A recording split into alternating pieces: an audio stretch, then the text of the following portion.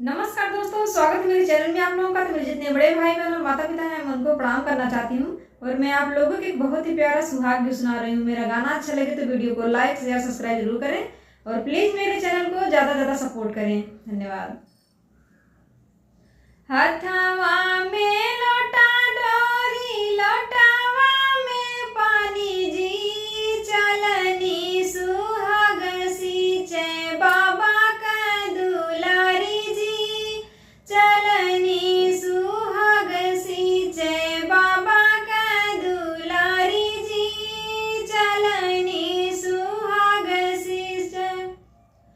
टूटी गई न लोटा डोरी गिरी गई न पानी जी सुसुकी रोए बाबा का दुलारी जी सुसुकी रोए बाबा का दुलारी जी सुसुकी रोए।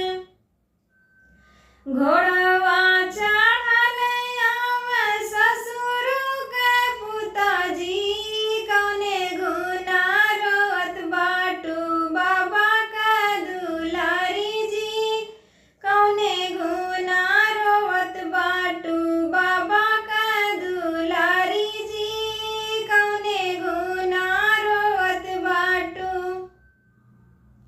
टूटी गई न लोटा डोरी गिरी गई न पानी जी यही गुना रोवत बाटी बाबा का दुलारी जी यही गुना रोवत बाटी बाबा का दुलारी जी यही गुना रोवत बाटी।